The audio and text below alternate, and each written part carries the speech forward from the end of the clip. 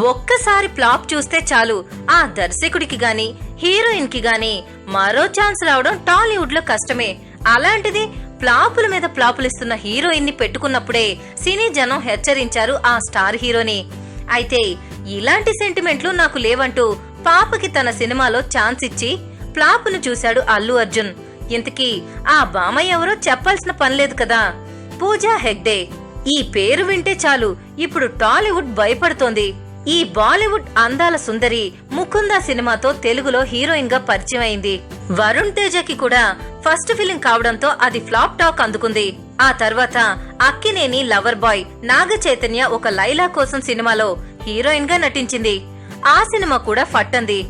ఈ టైంలోనే పూజకి బాలీవుడ్ లో స్టార్ హీరో హృతిక్ సరసన మొహెంజదారో సినిమాలో నటించే ఛాన్స్ రావడంతో టాలీవుడ్ కి బ్రేక్ ఇచ్చింది.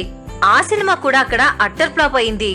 దీంతో బాలీవుడ్ జనం పూజా హెగ్డేకి ఛాన్సులు ఇవ్వకపోవడంతో టాలీవుడ్ పై దృష్టి పెట్టింది.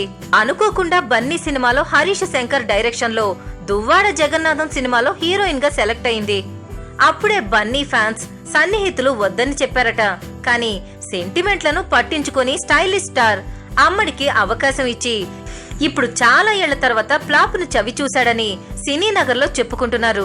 స్టార్లకి దిమ్మ తిరిగే ఫ్లాపులిస్తున్న పూజా హెగ్డేని ఇప్పుడు మహేష్ బాబు భరత్ అను నేను సినిమాలో తీసుకుంటాడో లేదోనన్న చర్చపై సినీ జనం హాట్ గా చర్చించుకుంటున్నారు. ఈ వీడియో మీకు నచ్చినట్లయితే లైక్ చేయండి, షేర్ చేయండి. మా మూవీ బ్లెండ్స్ ఛానల్ ని సబ్స్క్రైబ్ అవ్వడం మాత్రం మర్చిపోకండి.